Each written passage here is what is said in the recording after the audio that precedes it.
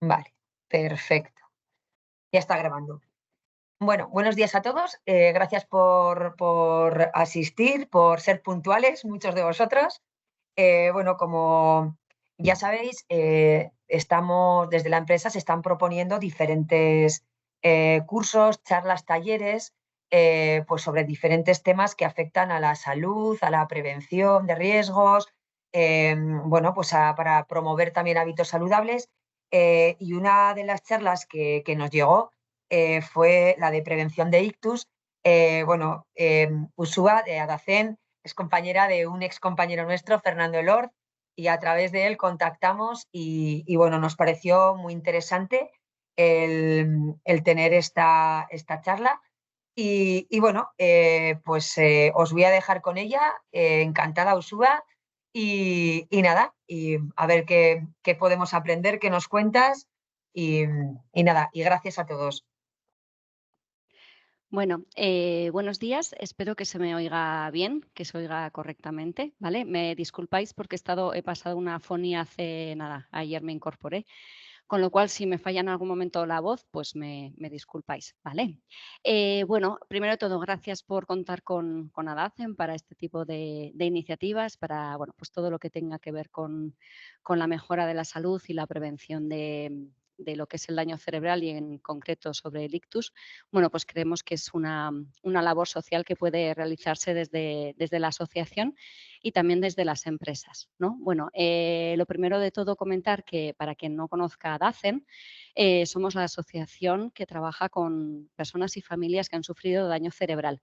Una de las causas principales actualmente es el ictus, que es un poco lo que nos trae hoy a esta pequeña sesión en la que, bueno, la charla va a consistir en una parte teórica sobre lo que es un ictus. Posiblemente muchas de las personas que estamos aquí o hemos oído a alguien que lo ha sufrido, tenemos a alguien cerca, hemos podido vivir un poco esta enfermedad más o menos cerca. Es decir, a todo el mundo le suena conocido o cercano, ¿no? Lo que es un ictus. Vamos a profundizar un poquito en lo que es en sí la que es una lesión, un ictus, cómo se produce, qué consecuencias pueden aparecer, porque creemos que es muy importante para poder prevenir saber qué es lo que nos puede deparar, ¿no? En no cuidarnos adecuadamente. Habrá una segunda parte que consistirá en qué podemos hacer para prevenir o para evitar que nos suceda un ictus y una tercera que consideramos que es fundamental y básica y que creemos que es muy importante difundirla en todo nuestro entorno social, familiar y laboral, que es cómo detectar qué señales nos manda o qué señales pueden aparecer que nos pueden indicar que estamos sufriendo un ictus, ¿vale? Entonces, yo voy a ir adelante. Si alguien tiene alguna pregunta, me podéis preguntar en el momento, ¿vale? Tengo un pequeño problema con el audio, o sea, con el sonido, pero o bien por el chat o al final del todo, ¿vale? Lo vamos viendo. Me vais cortando en el momento que queráis. Lo que decía, la primera parte es la que resulta un poquito más pesada quizá, un poquito más dura, ¿vale? Voy a intentar hacerla lo más amena posible y ajustarme al tiempo que disponemos, ¿vale? ¿Tenemos una hora de tiempo? ¿Sí? Vale, Sí, una hora, exacto, sí. vale, perfecto, vale. Pues entonces paso a compartir pantalla, ¿vale? Y vamos viendo. Lo que comentaba, ADACEN somos la asociación que trabaja con personas y con familias que han sufrido daño cerebral. En este caso, trabajamos principalmente con familias que han sufrido ictus. ¿M? Cuando hablamos de ictus, que sí, como comentaba anteriormente, ¿no? Es una lesión que puede aparecer en cualquier momento, que posiblemente conozcamos personas que lo hayan podido sufrir, pero realmente muchas veces no somos conscientes de lo cercano que lo podemos tener. Es decir, cuando hablamos de cifras, desde todo el tema de prevención, nos gusta llevar la realidad hasta los números más graves, ¿no? Es decir, una de cada 6 personas de las que estamos en esta reunión vamos a sufrir a lo largo de nuestra vida un ictus. Es decir, las posibilidades de sufrir un ictus son bastante elevadas. Muchas veces, o hasta hace unos años, se consideraba que el ictus era una enfermedad que afectaba sobre todo a población mayor, es decir, personas como nuestros padres, nuestros abuelos, que debido a la edad, ¿no? Pues físicamente iba produciéndose un deterioro y esto hacía que el ictus fuera más habitual. Hoy en día la realidad es que la incidencia va bajando y cada vez más, es decir, cada vez afecta a personas más jóvenes. Desde el 2017 se considera accidente laboral y es independiente del tipo de trabajo que tengamos. Es decir, muchas veces se unía también a cargos con niveles elevados de estrés, por ejemplo, pero hoy en día esta realidad es muy, muy diferente, ¿no? Afecta a personas de cualquier profesión y con cualquier situación laboral. Además, tiene una incidencia bastante elevada. Cada 6 minutos se produce un ictus en España. Esto es de que si vamos a estar reunidos durante una hora, durante este ratito hay 10 personas que no van a sufrir un ictus en España. Pero bueno, podemos acotarlo un poquito más. Hablamos de 1.250 casos en Navarra al año. Estos son datos un poquito antiguos ya, no tenemos cifras específicas de hoy en día, pero bueno, la realidad es que las cifras son bastante alarmantes. Esta es un poco la realidad de lo que es el ictus. ¿Vale? Con esto, ¿qué queremos decir? Que al final es una enfermedad en la que cada vez afecta a más personas jóvenes y que sucede de una forma bastante habitual, por desgracia. ¿Vale? Cuando hablamos de un ictus, de lo que estamos hablando es de una alteración que se produce en las estructuras, en la estructura de la vena que lleva la sangre al cerebro, ¿vale? Los vasos sanguíneos que se obstruyen o se rompen. Digamos que la sangre es la que alimenta todo el circuito neuronal, todo el sistema de comunicación que tiene nuestro sistema. De forma que si hay un coágulo que bloquea esta vena o una rotura de esa vena, es cuando hablamos de un ictus. ¿Sí? Es una de las 3 enfermedades cardiovasculares más importantes junto al infarto de miocardio y la angina de pecho. ¿Vale? Cuando hablamos de ictus, hablamos de que pueden aparecer de 2 formas, es decir, hablamos de 2 tipos de ictus. Han englobado un poquito lo que hasta hace unos años se consideraba o se hablaba del ictus isquémico, del infarto cerebral, de la hemorragia cerebral.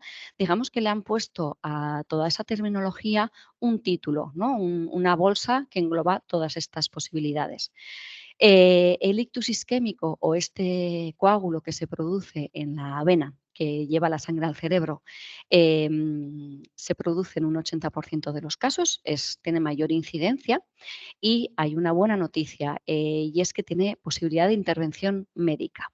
Y es más, aquí en Navarra tenemos suerte de contar con uno de los mejores códigos de atención al ictus que hay en todo el estado, ¿vale? De forma que teniendo esta información, teniendo conocimiento sobre los síntomas que pueden aparecer, que es lo que vamos a ver al final de la sesión, y siendo muy conscientes de que el tiempo es clave en el evitar un deterioro o una gravedad mayor en el caso del ictus, tenemos 2 horas desde que aparecen los primeros síntomas hasta que digamos que la intervención puede tener mayor efectividad.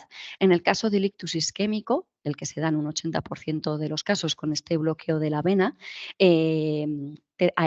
podemos hacer una intervención médica que resuelva esta situación. ¿Vale? Me explico un poquito. Es decir, un ictus isquémico es cuando hay un coágulo, bien de sedimento, colesterol, un coágulo de sangre que bloquea la vena.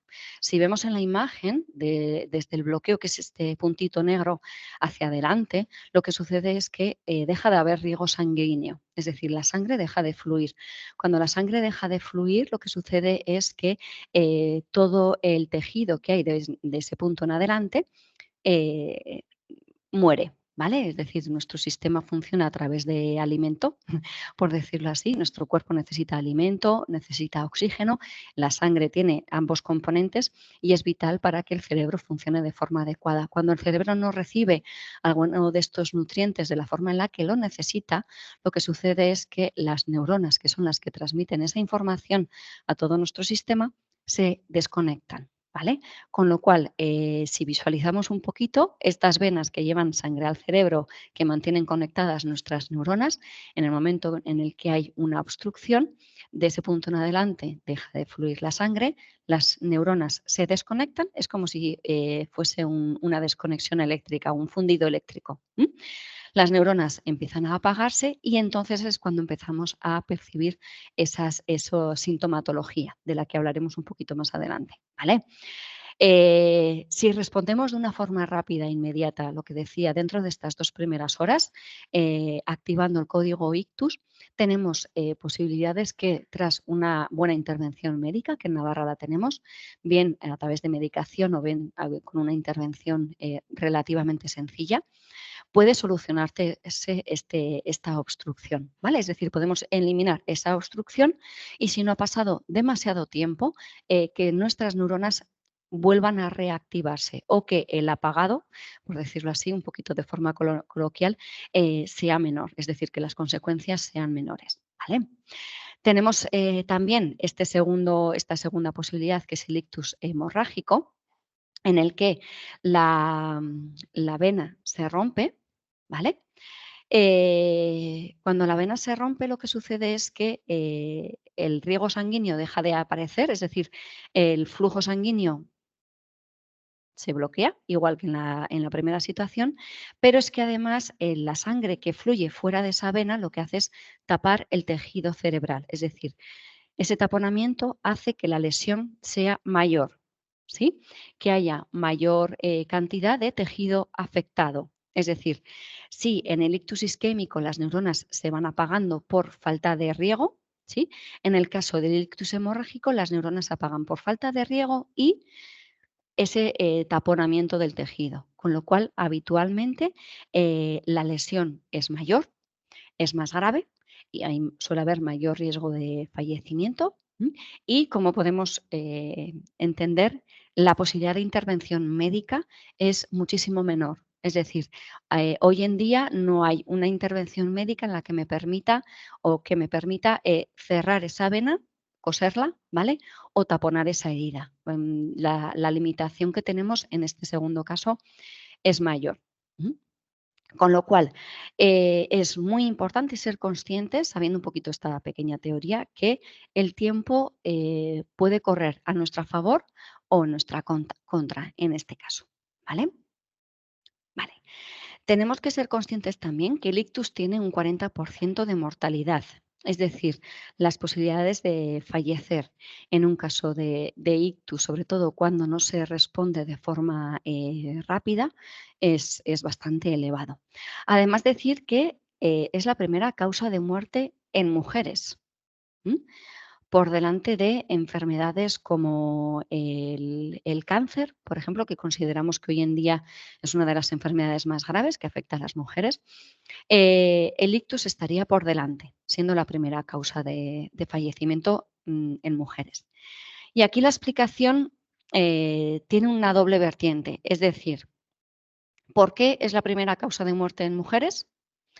Podríamos tener dos explicaciones. Una explicación que tiene que ver con la biología, es decir, la mujer tiene mayor esperanza de vida, vivimos más años, ¿vale? Con lo cual, conforme más años vivimos, más deterioro puede sufrir nuestro cuerpo. Esto es algo que sucede en general a todas las personas, ¿vale? Pero en el caso de las mujeres tenemos un hándicap que tiene que ver con el género y no solamente con el sexo, que estaría unido esta esperanza de vida. ¿Qué sucede con las mujeres? Pensemos en nosotras o en nuestras madres, abuelas y demás. ¿Qué sucede cuando no se encuentran bien? ¿Qué hacen o qué hacemos? Esperar, no hacemos nada, ¿sí? No tenemos tiempo, tenemos cosas que hacer, nos dejamos en un segundo plano, no nos priorizamos, ¿sí? Con lo cual, si pensamos que el ictus es una situación médica que requiere de una intervención rápida, y esperamos, dejamos el tiempo pasar, la posibilidad de agravamiento y con ello el fallecimiento aumenta, ¿vale? Entonces, teniendo en cuenta que hoy en día es la primera causa de muerte, creo que si empezamos a tomar conciencia de la importancia del autocuidado en las mujeres, tanto como mujeres como hombres que cuidan de sus compañeras y familiares mujeres, ¿vale? Podríamos también reducir un poquito esta situación, ¿vale? Pero es la segunda causa de muerte en hombres, con lo cual tampoco es tan dispar. La incidencia es bastante similar, ¿vale? Con lo cual diríamos que estamos ante una gran pandemia hoy en día a nivel de enfermedad con mortalidad. Pero es que además supone el 30%, en el 30% de los casos genera una discapacidad grave. ¿Esto qué supone? Una discapacidad grave es aquella en la que la persona requiere de una tercera persona para llevar a cabo las actividades cotidianas, es decir, para realizar aquellas actividades cotidianas como la alimentación, el desplazamiento, el vestido, el aseo, ¿vale? Y que previamente a la lesión realizaba de forma autónoma. Es la primera causa de discapacidad laboral. El otro día nos comentaban desde Mutua también que es la primera causa de muerte hoy en día en el trabajo también. Y junto con los infartos, lo que comentaba, la primera causa de muerte. Cada vez va además en aumento, con lo cual la gravedad de esta enfermedad es bastante importante. En relación a la dependencia, es la segunda causa de dependencia detrás de lo que sería la demencia y el Alzheimer a nivel estatal. ¿Vale? Para que visualizándolo así, igual nos podemos hacer un poquito más a la idea. ¿Vale? Y cuando hablamos de consecuencias, esto es, ¿qué puede generar el ictus? ¿No? Es decir, cuando sufrimos un ictus, viendo un poquito los datos anteriores, pueden pasar tres cosas, que debido a la gravedad o a la no responder de forma rápida a estos primeros síntomas, la persona fallezca. Sería la peor de las circunstancias. La mejor sería aquella en la que la persona o sufre un ictus leve o responde de forma inmediata y tras un periodo de inactividad, sobre todo, es decir, de baja, por decirlo así, hablando a nivel laboral, después de un periodo de tiempo en el que se recupera de esta situación, vuelve a su vida anterior al ictus. ¿Vale? Esta sería la mejor de las circunstancias. Y en medio tenemos las personas que sufren una serie de consecuencias a distintos niveles en sus capacidades que hacen que no puedan volver a su vida previa al ictus y en muchas ocasiones requieren de una tercera persona para poder desarrollarlas o desarrollar parte de estas actividades. ¿Vale? Entonces voy a decirlas así un poquito alguna pincelada para que nos hagamos una idea. Si tenemos personas cercanas que hayan sufrido un ictus, podemos tener alguna referencia, pero bueno, teniendo en cuenta que el ictus afecta es decir, afecta a la estructura cerebral y en el cerebro tenemos todas nuestras capacidades, es decir, es como la placa base que gestiona todo lo que hace nuestro cuerpo. Hay varias áreas. La parte física, que sería esa paralización de la mitad de nuestro cuerpo, en el caso más grave, sería cuando se queda paralizado, no tenemos movimiento en uno de nuestros lados del cuerpo, de arriba abajo. ¿Vale? Es decir, de arriba abajo, el lado derecho o el lado izquierdo, como si cortásemos horizontalmente, no verticalmente. ¿Vale? Es distinto que una lesión medular, por ejemplo, que la lesión del punto de la lesión hacia abajo es cuando se queda inmovilizado. En el caso del ictus es a nivel lateral, un lateral del cuerpo o el otro, dependiendo del área del cerebro que se vea afectada. Pensemos ahora visualizando cada uno de nosotros y nosotras, me imagino que todo el mundo estará sentado o sentada, ¿vale? Somos capaces de mantenernos físicamente en esta posición porque nuestro cerebro le dice a nuestro cuerpo cómo tiene que estar. Posiblemente, aunque todos estemos sentados o sentadas, cada uno lo estará de una forma diferente y posiblemente haya gente que además de estar escuchándome esté haciendo otras cosas, ¿vale? Esto es porque nuestro cerebro le dice a nuestro cuerpo de forma continuada cómo tiene que estar, dónde está la fuerza, dónde está el equilibrio, dónde está la coordinación, dónde tenemos tensión, qué parte del cuerpo está relajada. ¿Sí? Si yo ahora mismo, por ejemplo, se quedara paralizada la mitad de mi cuerpo, posiblemente yo no sería capaz de mantenerme sentada. La mitad de mi cuerpo caería hacia un lado. Cuando hay esta desactivación muscular, es como si de repente se desactivara mi musculatura, ¿sí? Si el músculo no recibe ese estímulo, esa señal, se desactiva, se relaja y el cuerpo cae, ¿vale? Em, Sería visualizar esa situación de forma permanente. Cuando sucede un ictus y afecta la parte física, tenemos que pensar que nuestras capacidades físicas, que las vamos adquiriendo conforme, desde que nacemos, conforme vamos creciendo, es decir, si visualizamos un bebé recién nacido, físicamente es totalmente dependiente porque no es ni capaz de mantener la cabeza sujeta, ¿vale? Pensemos que esas capacidades que adquiere el bebé de sujetar la cabeza, voltearse, mantenerse sentado, empezar a gatear, todas esas habilidades físicas las va adquiriendo porque el cerebro va haciendo esas conexiones neuronales. Esa información se conecta y se fija en el cerebro, se guarda. La última habilidad que adquiere un niño o una niña es la capacidad de escribir, sería todo lo que es la motricidad fina. ¿Vale? Pensemos que si la parte cerebral que gestiona mi movimiento se ve afectada de forma total, yo no sería capaz ni de mantener mi cabeza firme, ¿vale? Y pensemos que la recuperación de una persona con secuelas físicas va necesitando controlar todas esas partes, es decir, necesitamos mantener la cabeza, mantener el tronco, mantenernos de pie, para continuar con esas capacidades físicas. Si yo no soy capaz de mantenerme sentada sin apoyo, yo no voy a ser capaz de mantenerme de pie. Si yo no soy capaz de mantenerme de pie, no soy capaz de caminar. ¿Vale? Pensemos un poquito en cómo es un poco la evolución física. Si tenéis niños alrededor es como más sencillo visualizarlo. ¿Vale? Lo habitual es que haya la mitad del cuerpo paralizado. Si bien es que hay un proceso de rehabilitación en todas las personas que tienen secuelas y a nivel físico habitualmente hay cierta recuperación de esas capacidades.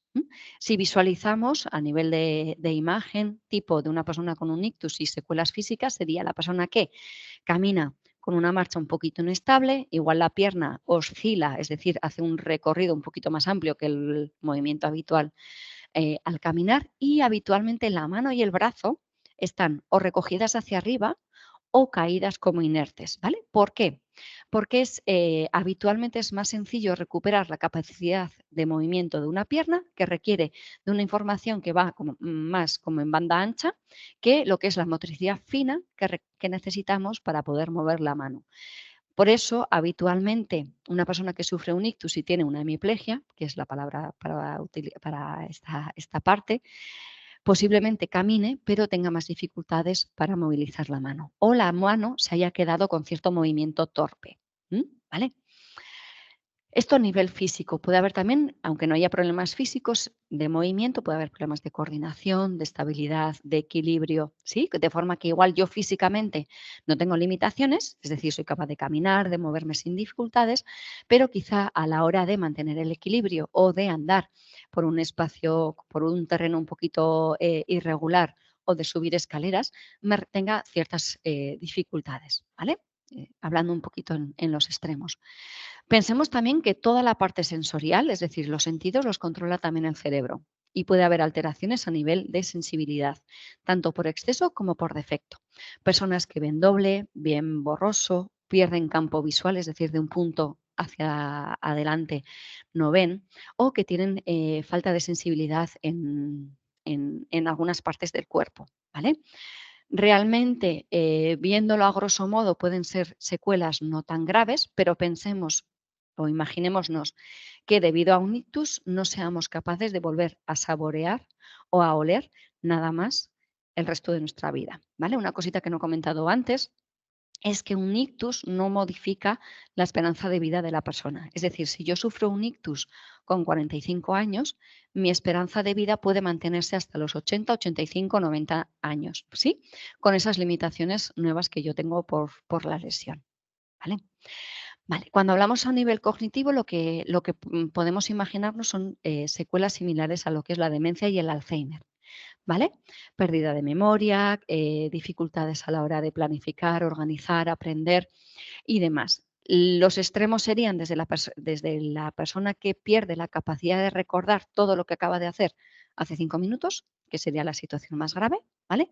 A personas que tienen dificultades para recordar citas médicas, ¿vale? Cositas así como más puntuales, pero que hoy en día tenemos un montón de herramientas que nos pueden facilitar un poco, si las secuelas van un poco por ese lado, el compensar. Pensemos también que todo lo que hacemos, lo hacemos porque hemos aprendido a hacerlo en un momento de nuestra vida y lo hemos guardado en nuestra memoria, ¿vale? De forma que nos vestimos, comemos, conducimos, escribimos en el ordenador, manejamos programas, seguramente en el puesto de trabajo que tengamos de forma muy habitual y de forma automática.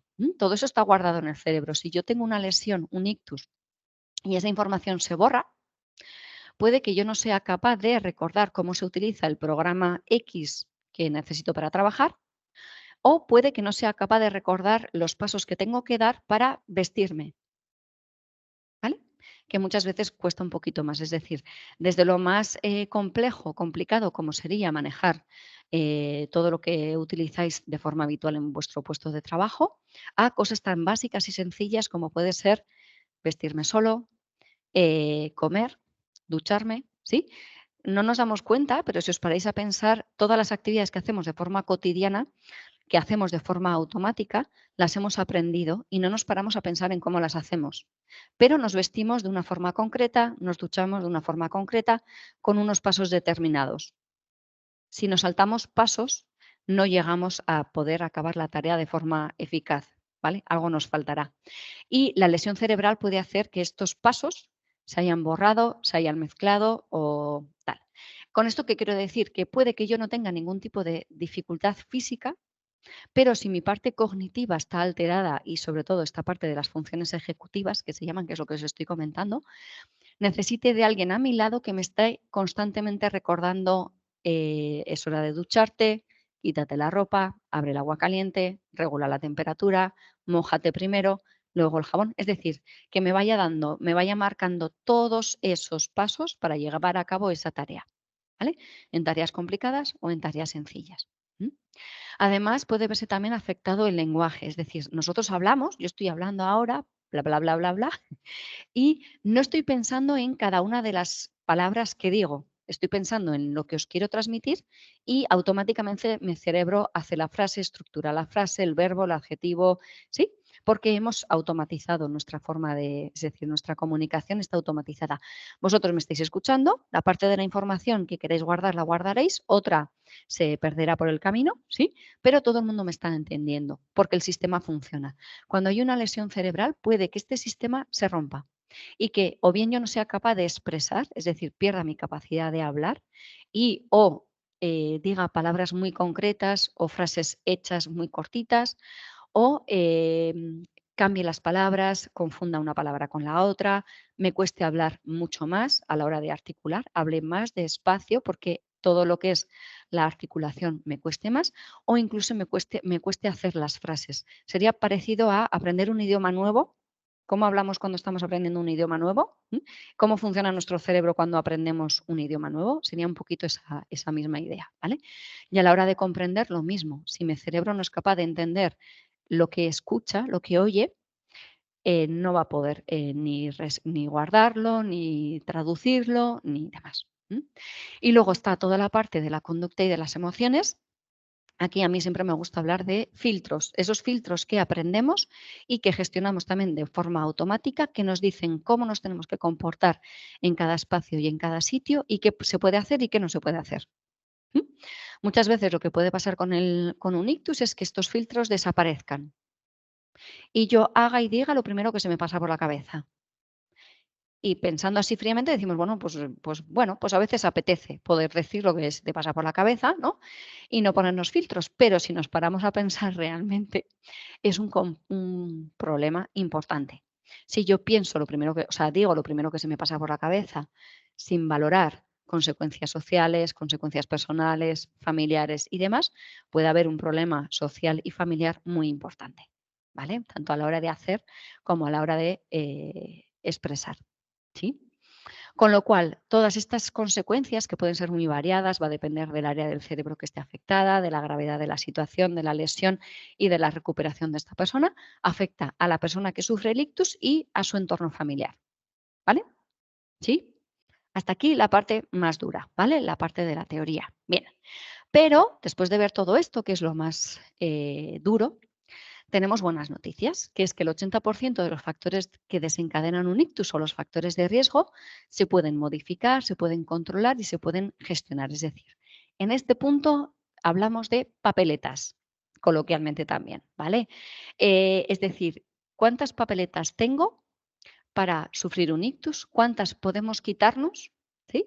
¿O cuántas podemos controlar? Posiblemente hay algunas que quizá no las podamos quitar, pero sí tener bajo control, ¿vale? Vamos a ello. Hay una serie de factores de riesgo. Los que no podemos modificar, ¿sí? Tienen que ver con la edad, que es a mayor edad, mayor riesgo, porque el deterioro físico que vemos por fuera también se da por dentro. Puede haber un deterioro vascular del sistema circulatorio vascular que haga que la sangre fluya diferente, que las venas y las arterias, bueno, pues empiecen a funcionar un poquito peor.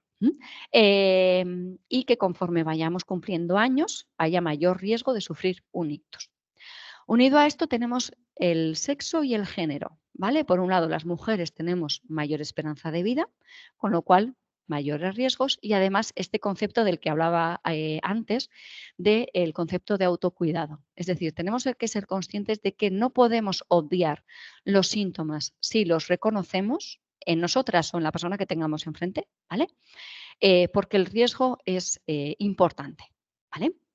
Y luego hay factores hereditarios, es decir, si hay antecedentes familiares de personas que hayan sufrido un ictus en nuestro entorno familiar, hay más posibilidades. Lo mismo que si tengo antecedentes cardiovasculares personales, ¿vale? Problemas de corazón, un ictus previo, es decir, este tipo de patologías pueden hacer que mis riesgos aumenten, ¿vale? Digamos que con estas papeletas, por decirlo así, poquito margen tenemos, ¿vale? Pero vamos con factores de riesgo que sí que podemos modificar o controlar y que tienen que ver con condiciones biológicas, es decir, con salud. Hay veces que tienen que ver con hábitos de vida, dependiendo de nuestra edad y demás, y hay otras veces que sí que tienen que ver con factores biológicos, ¿vale? Es decir, están ahí y no podemos o hemos hecho todo lo posible para quitarlos, pero no se ha podido. Me explico. La hipertensión arterial, es decir, la tensión arterial alta, la diabetes, el colesterol, ¿vale? Y la fibrilación auricular, que es el ritmo cardíaco irregular, son factores que o podemos adquirir, perdón, la fibrilación habitualmente es algo que tiene que ver con un factor biológico no condicionante a otras situaciones, pero que sí que puede verse afectado por las anteriores. Me explico. La hipertensión arterial, la diabetes y el colesterol, podemos ser personas sanas, ¿sí? Que no tenemos este tipo de factores de riesgo o estas situaciones biológicas y que en un momento dado, por hábitos de vida, se vean alteradas. Me sube la tensión por el estrés, la diabetes y el colesterol por hábitos de alimentación, falta de deporte, ejercicio y demás, ¿vale? ¿Qué es lo que puedo hacer en estos casos en los que tiene que ver con mi estilo de vida? Cambiar este estilo de vida para reducir estos niveles altos de tensión o de diabetes o de colesterol hasta niveles normales. ¿Vale? Ahí tengo yo en mi mano la posibilidad de modificar mi alimentación y mis hábitos para tenerlos bajo control. Muchas veces, o puede suceder que debido a una tensión arterial alta, mi ritmo cardíaco se vea también alterado. Cuando el ritmo cardíaco no está regular, es decir, no sigue su pauta natural o buena, puede hacer que la sangre fluya de otra forma, que el corazón no funcione de forma efectiva y que los coágulos de sangre que habitualmente en nuestro sistema fluyen y por eso hay un montón de filtros que los gestionan, se salten, ¿vale? Estos filtros, es un poquito ahí donde está el riesgo, ¿vale? Bien. Cuando estos factores dependen de hábitos de vida, está en nuestra mano cambiarlos y reducirlos, ¿vale? Aquí tenemos las revisiones anuales que nos podemos hacer desde la empresa, ¿vale? Para ver un poquito cómo estamos y controlar. Bien, pero puede suceder también que sea un factor biológico, es decir, que yo por biología, por antecedentes o por edad tenga la tensión alta, sin poder bajarla con cambios de hábitos de vida, o tenga diabetes o colesterol alto, ¿vale? En estos casos, cuando otros elementos o a pesar de haber hecho cambios no se modifican, tenemos siempre la posibilidad de incluir una medicación que me ayude a gestionar estas alteraciones, ¿vale? ¿Qué es lo que pasa o qué es lo que nos puede suceder? Que no le demos importancia a esta pastilla que me tengo que tomar para tener la tensión controlada, ¿vale? Hay ocasiones en las que, bueno, hace un tiempo una persona que había sufrido un ictus en su puesto de trabajo, él era camionero, me acompañaba en las charlas, en esto no puede ser, y ahora mismo está en una situación médica un poquito complicada. Él decía, explicaba, ¿no?, su experiencia, yo me tenía que tomar una pastilla para la tensión al día, pero se me olvidaba, no me la tomaba, no le daba importancia, me la tomaba un día de cada 3. ¿Qué es lo que sucedió? Que le dio un ictus. Y en este momento, en lugar de tomar una pastilla para la tensión, esta persona tiene que tomarse 16, ¿vale? Puede ser una pastilla para la tensión, una pastilla para controlar la diabetes o para controlar el colesterol. Es importante que si tenemos que tomarla, la tomemos con la rigurosidad que necesitamos y con la conciencia que necesitamos para valorar que si no nos la tomamos, las consecuencias pueden ser peores, ¿vale? Y luego está el tema de la obesidad, que es un factor de riesgo porque puede aumentar los factores anteriores. Es decir, a mayor obesidad hay mayor riesgo de colesterol, de diabetes y de tensión, ¿vale? Y el tema de la fibrilación puede suceder lo mismo. Puede ser que yo sea mi condición biológica, es decir, por condición es una situación que yo tengo, pero que si yo la tengo como condicionante, es decir, si viene ya conmigo desde nacimiento, por decirlo así, va a haber un control médico, un seguimiento y eso es lo que yo tengo que afianzar, ¿sí? Darle esa importancia que necesitamos a las revisiones médicas, a los controles médicos y a las medicaciones para evitar que esto vaya más. ¿Sí? ¿Hasta aquí se entiende? Vale, perfecto, muy bien. Genial. Y ahora vamos con factores que tienen que ver con nuestro estilo de vida. ¿Qué son estos? Papeletas. Hasta aquí las que teníamos, que podemos modificar, que podemos controlar. Vale, estas las podemos modificar todas, las podemos quitar o controlar todas. ¿Vale? Y veréis que el primero que aparece es el estrés. El estrés es un factor de riesgo fundamental hoy en día. Yo creo que no tenemos estudios que nos indiquen esta relación entre el estrés y el ictus, pero sí que es cierto que es un factor de riesgo muy importante. ¿Vale? No tengo cifras para daros, pero la percepción que tenemos desde la asociación es que ha aumentado el nivel de estrés en la población en general, y ya no hablo de población en edad laboral, que podría ser como lo lógico.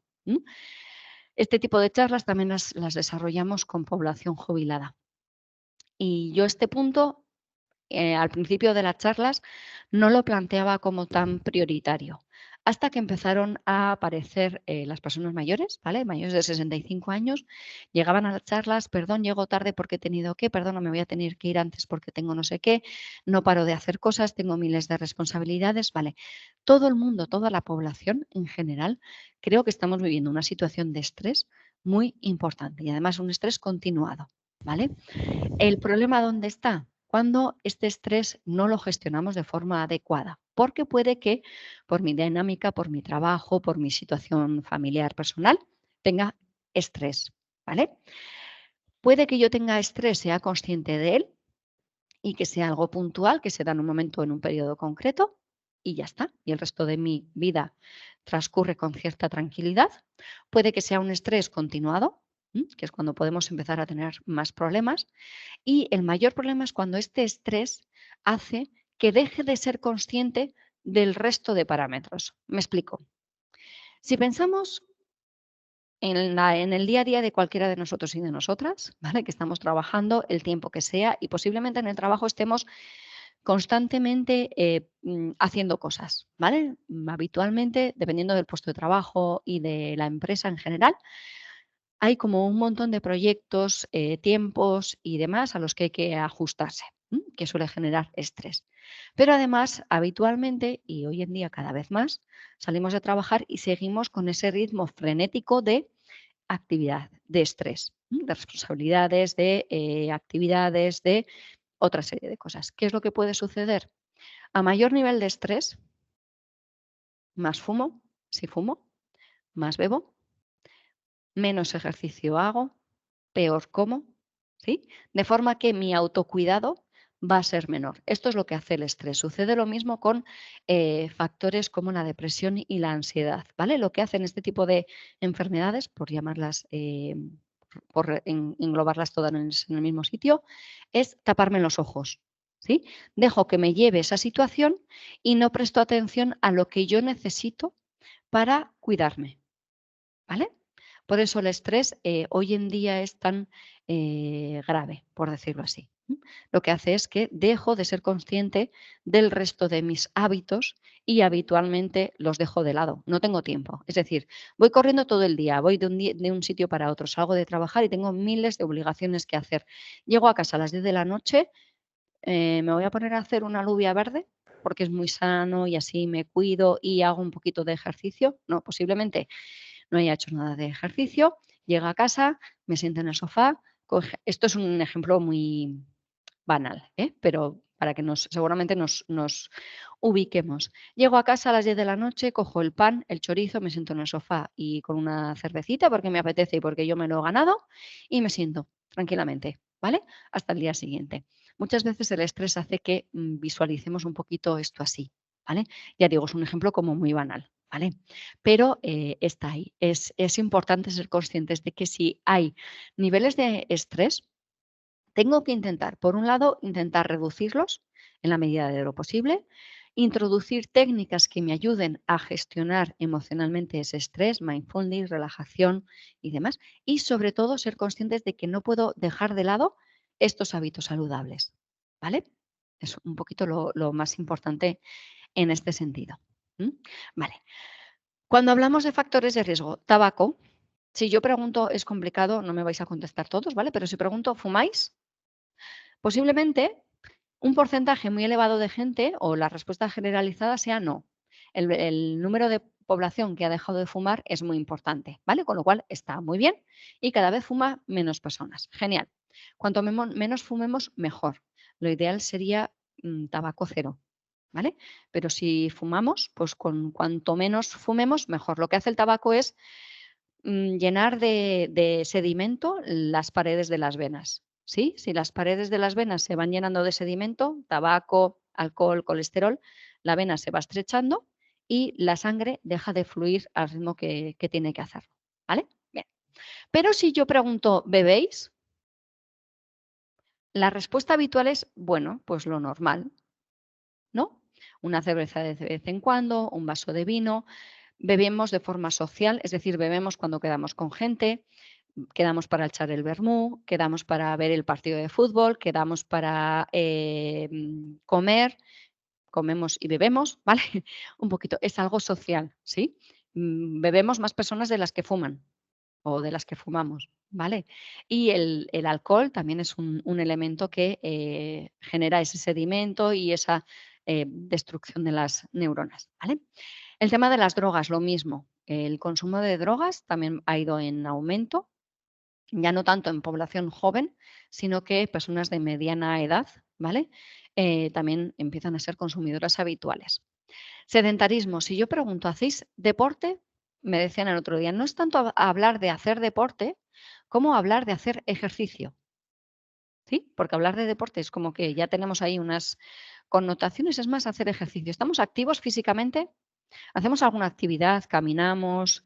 ¿Hacemos pilates, un yoga, andamos en bici, corremos? ¿Vale? Desde eso hasta CrossFit, spinning, actividades que físicamente requieren más esfuerzo, ¿vale? Aquí decimos, vale, lo importante es mantenernos activos físicamente, es decir, hacer algún tipo de actividad física. Se recomienda caminar durante el día, ¿vale? Alrededor de media hora, no pasear, sino caminar, es decir, llevar el cuerpo a una actividad física que suba un poquito las pulsaciones, ¿vale? Pero nos puede valer subir escaleras, dejar el coche un poquito más lejos y desplazarme andando, evitar ascensores, ¿vale? Un poquito todo lo que habitualmente ya sabemos. Bien. ¿Comemos bien? Normalmente sí, es decir, normalmente la dieta que tenemos aquí suele ser sana, equilibrada, verdura, fruta, carne, pescado, ¿vale? La teoría nos la sabemos, pero ¿comemos bien? Pues depende del tiempo que tenga para comprar, el tiempo que tenga para cocinar, el tiempo que tenga para comer.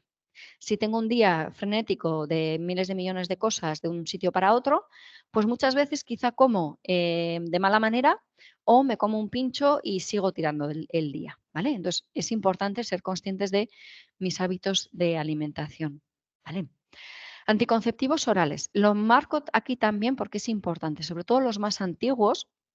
El anticonceptivo más antiguo, el femenino, lo que hacía era aumentar la tensión arterial y aumentaba los factores de riesgo en caso de mujeres fumadoras. Con lo cual, si alguna mujer de las que están a charla o alguna compañera de familia y demás toma anticonceptivos, lo ideal sería revisar y actualizarlo, ¿vale? Poner los más nuevos que tienen menor riesgo.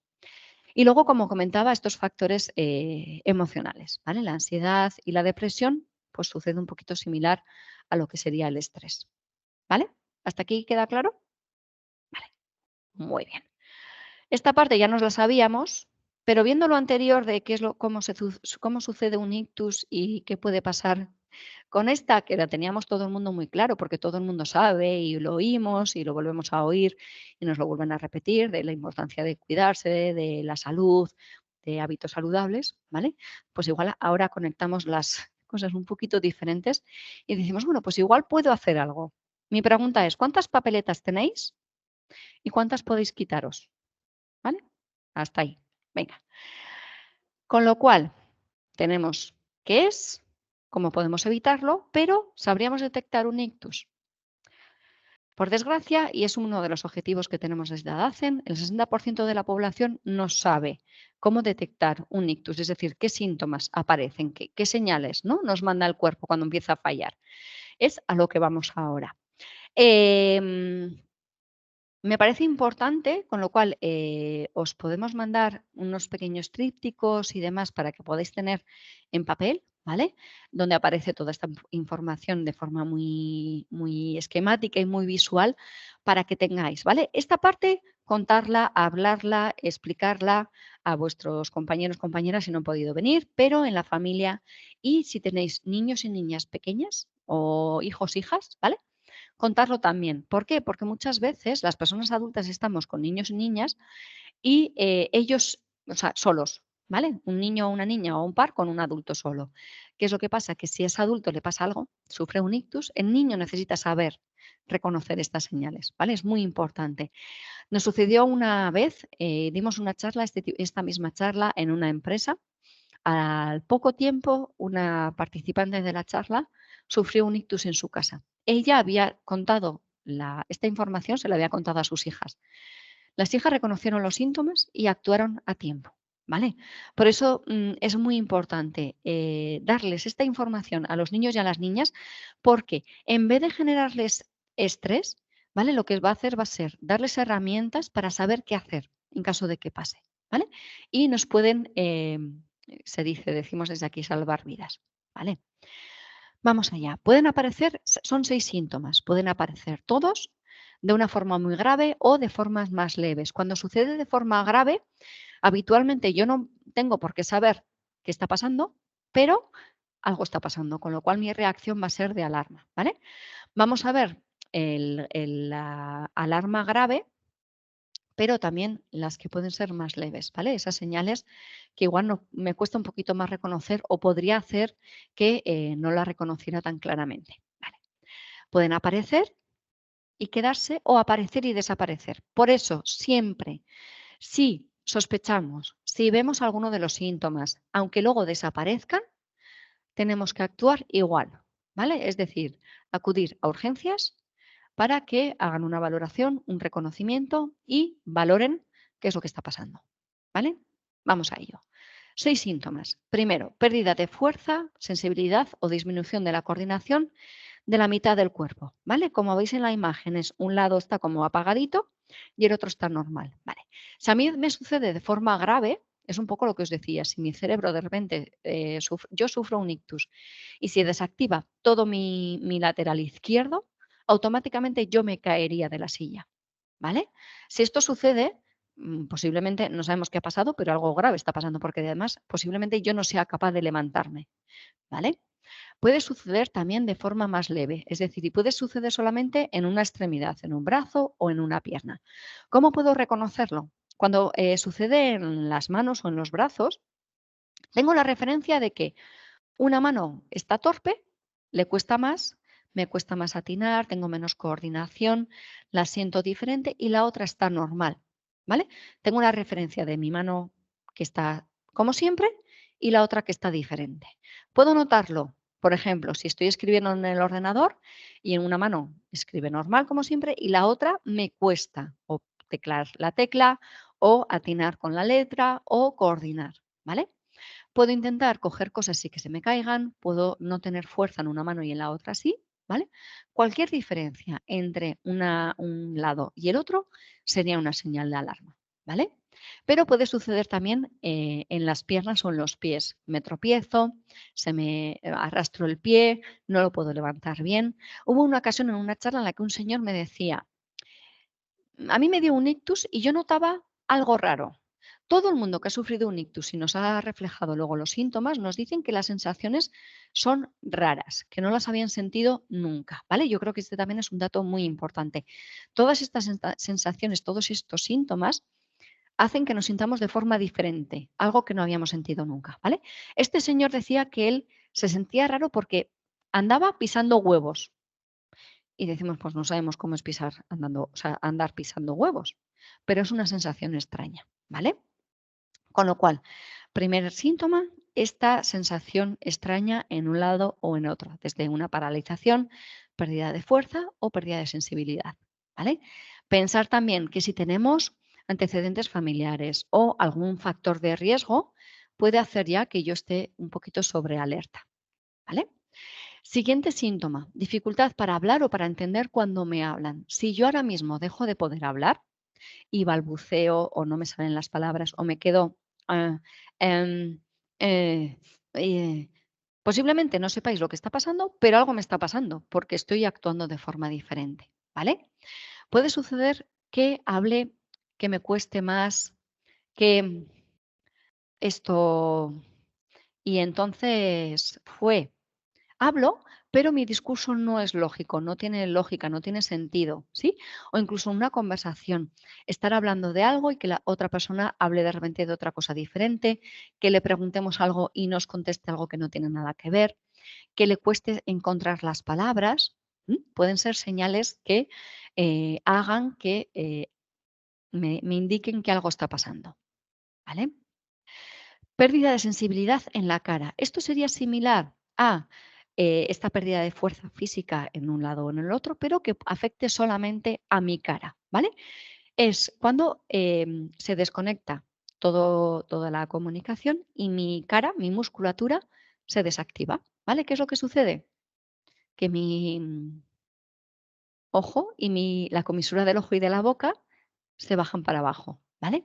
Hay ocasiones en las que me dicen, ya, ¿y si estos síntomas en vez de ser estos son otra cosa? Una parálisis facial, un pinzamiento cervical. A ver, lógicamente, si yo tengo un problema físico en la espalda y demás, podré detectar, si ya lo he tenido previamente, si es similar a situaciones que haya vivido antes.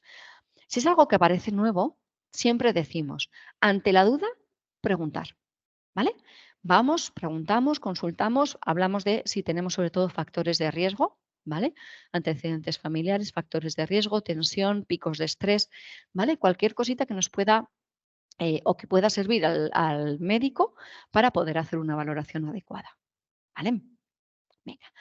Pérdida total o parcial de la visión o visión borrosa. Si yo de repente dejo de ver o empiezo a ver muy borroso o a ver doble, no sabré lo que me está pasando, no sé si es algo del ojo, del nervio, tal, pero algo me está pasando, ¿vale?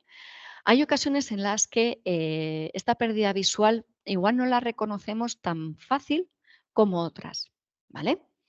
Cuando hay una paralización física, posiblemente yo me dé cuenta, las personas que estén enfrente se den cuenta.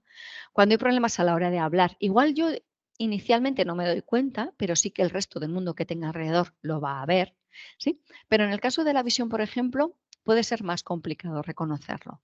Lógicamente, si yo sé que esto puede pasar y de repente siento que estoy en una sala y todo el mundo tenemos un perímetro, ¿vale? Visual, yo miro hacia el frente, pero veo las paredes de los lados. Si de repente dejo de ver, diré, uy, puedo pensar que ha desaparecido, pero es un poco extraño.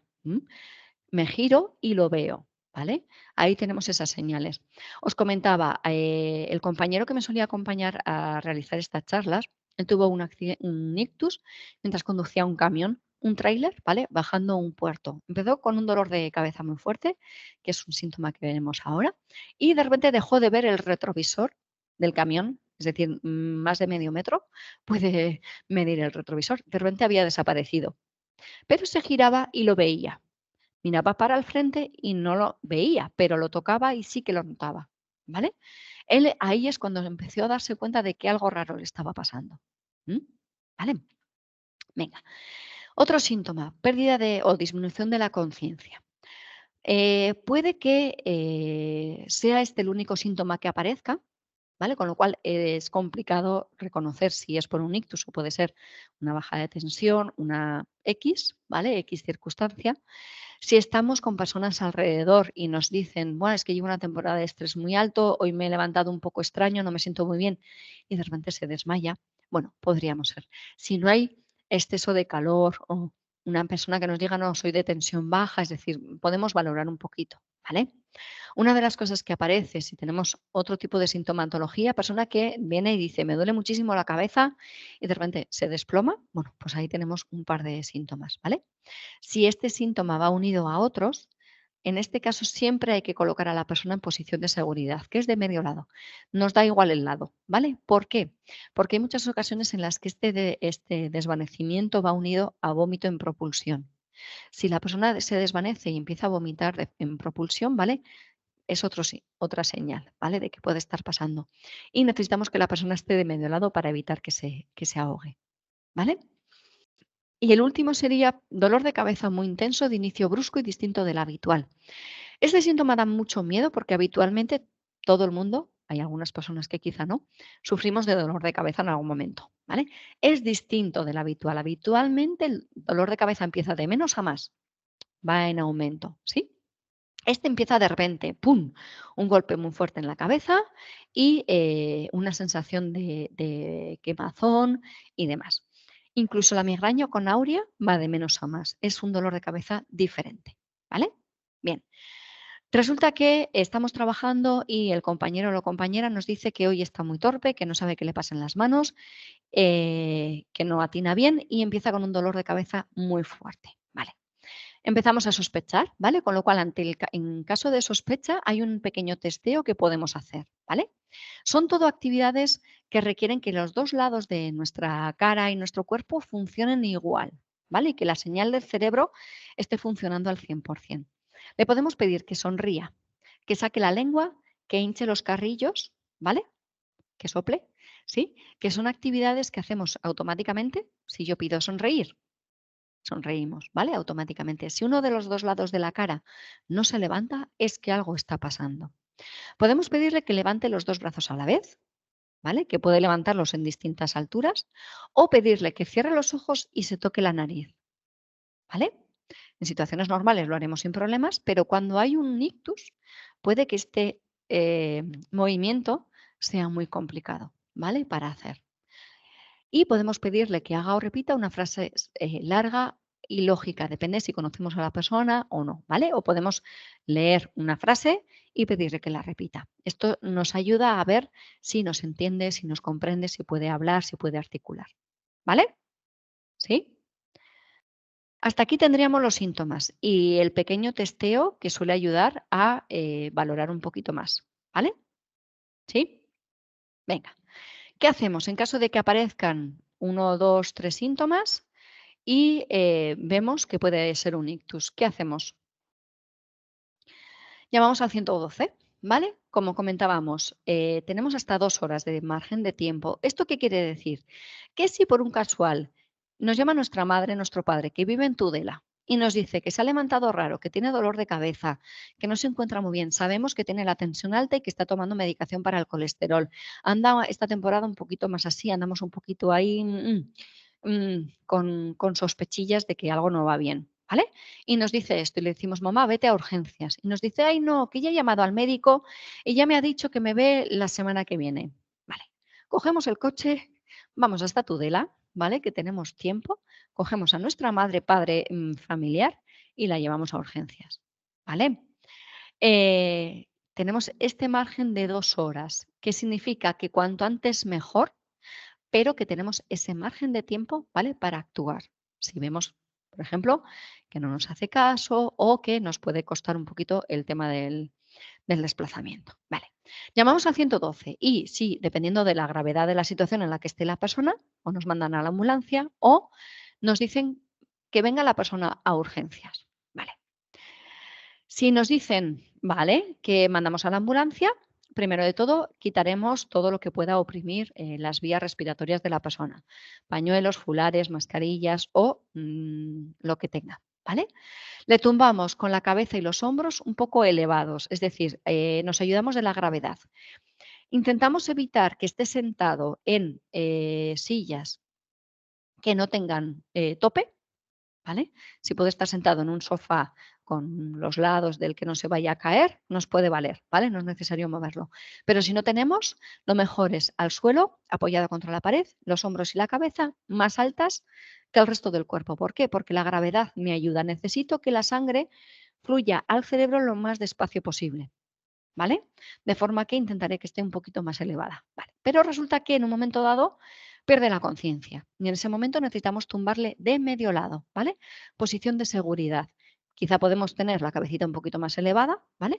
Pero siempre de medio lado, posición de seguridad. Volveremos a llamar al 112 para notificar, ¿vale? Nos irán a controlar la respiración y demás. Si en un momento dado deja de respirar, iniciamos reanimación cardiopulmonar. ¿Qué sucede si no sabemos, si nos bloqueamos, lo que sea? 112 siempre nos va a acompañar y en el caso de los niños, por ejemplo, y las niñas, tenemos que decirles que llamen al 112, ¿vale?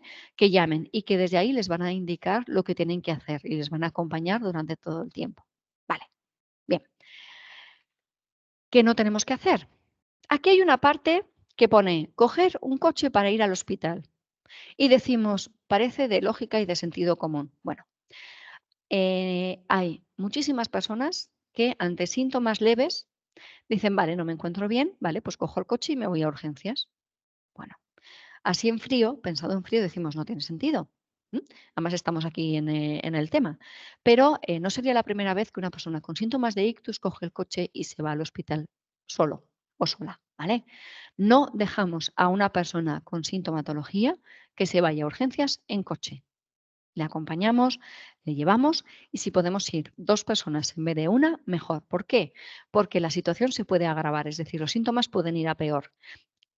Si la persona va conduciendo, puede tener un accidente y si voy conduciendo yo sola y la persona empeora, puede que, bueno, pues que haya una situación que complique un poquito más ese hecho, ¿vale? Con lo cual, si podemos acompañarle 2 personas, mejor que una. Y si no, con lo que se pueda, ¿vale? Pero nunca le dejamos que se vaya solo. Nunca dejamos a la persona sola, a menos que sean estas posiciones de seguridad, ¿vale? Además, hoy en día con el móvil y demás podemos llamar muy rapidito y pedir ayuda. No le damos de comer ni de beber. ¿Por qué? Porque el sistema de deglución puede estar también alterado, ¿vale? A la hora de tragar. Estamos comiendo, alguien empieza con sintomatología, quitamos platos y bebidas, no le damos de beber, ¿vale? ¿Por qué? Porque puede atragantarse. Si el sistema no funciona bien, puede atragantarse. No esperamos a pedir cita al médico y menos tal y como están las citas hoy en día, excepto que tenga seguridad de que me vayan a poder ver dentro de estas 2 horas, ¿vale? Si mi centro de salud me puede ver en media hora, voy al centro de salud, ¿vale? Siempre es mejor, depende de la sintomatología, acudir a un hospital porque hay más medios, ¿vale? Pero si no, al médico que tenga más próximo, pero sin esperar. Y no esperamos a que se nos pase. ¿Vale? Ni nosotros ni las personas que tengamos alrededor. No, ya se me pasará, no, bueno, voy a esperar un poco, no, me he tomado algo y tal. No, no dejamos que pase el tiempo, ¿vale? Y no tomamos analgésicos ni otros medicamentos. ¿Por qué? porque no sabemos qué tipo de ictus estamos sufriendo, si el hemorrágico o el isquémico. Y el antiinflamatorio, por ejemplo, en caso de ictus, o sea, el antiinflamatorio lo que hace es aumentar el flujo sanguíneo, ¿vale? Y esto en caso del ictus hemorrágico puede hacer que se complique muchísimo más. Con lo cual, como no sabemos qué es lo que está pasando, no tomamos nada, ¿vale? Y no pensemos que somos demasiado jóvenes para poder sufrir un ictus. Hay ocasiones en las que incluso en niños y niñas puede suceder, ¿vale? Es un tema biológico, pero puede pasar, ¿vale?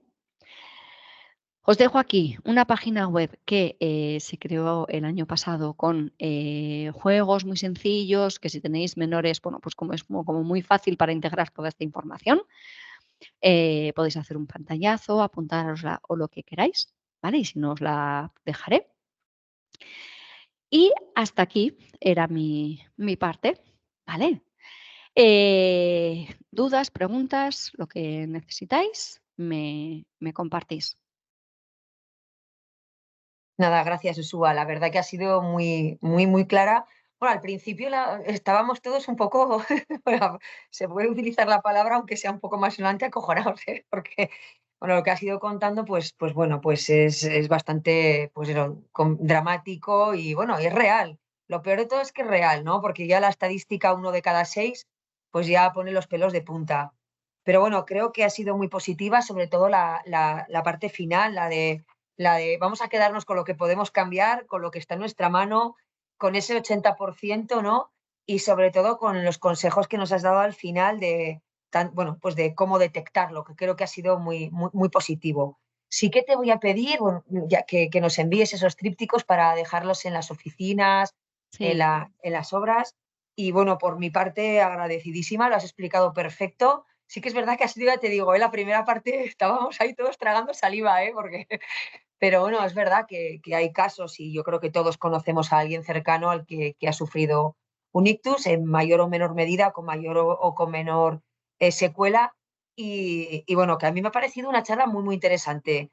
No sé si algún compañero quiere hacerte alguna pregunta, si están todos ahí silenciados, pero si alguien se atreve y quiere, pues mira, ahora llega Bea García, que no sé qué quiere, pero vamos, hemos acabado ya la charla que lo dicho, que no sé si tenéis alguna pregunta, ¿queréis alguien compartir algo?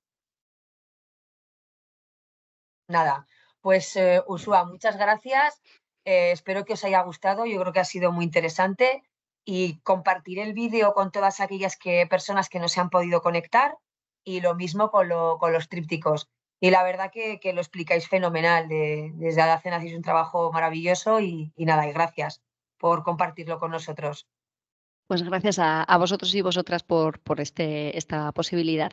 Sí que es cierto que la primera parte, ya lo comento, es como la más dura, Sí, sí, porque muchas veces, aunque lo veamos, igual no somos tan conscientes y creemos que esta parte de tomar conciencia es importante y es lo que nos va a permitir tomar conciencia de la importancia de cuidarnos sí. realmente, ¿no? Es decir, no queremos que esto nos pase. Yo suelo acabar diciendo que no queremos veros en Adacen, excepto que queráis colaborar de alguna forma, ¿vale? Porque un poquito la intención es esa, ¿no? Que evitar que suceda. Y si somos conscientes de hasta dónde puede ser, ¿no? Sí. Y de esta gravedad, aunque sea dura, escucharla, bueno, pues creo que es importante para darle un poquito la vuelta al resto de cosas que muchas veces ya sabemos, ¿vale? Vale, Entonces, os mandaré eso, los trípticos y hay un vídeo también muy sencillito, muy cortito, que yo creo que puede ser interesante para que sí, compartáis también, ¿vale? Muy gráfico y también con estos síntomas que yo creo que es la parte más, como más mm, importante y agradecida, ¿no? De saber, ¿no? Es sí. lo que queremos, necesitamos esa parte, así que os la mandaré. Sí, Vale, pues muchísimas gracias por todo. gracias. Gracias, Muchas Ursúa. Chao. gracias. Hasta Adiós, luego, adiós. gracias. Adiós. Venga, muchas Gracias, gracias. adiós. Sí, señor. Hasta luego, gracias. Cogió la Hasta luego.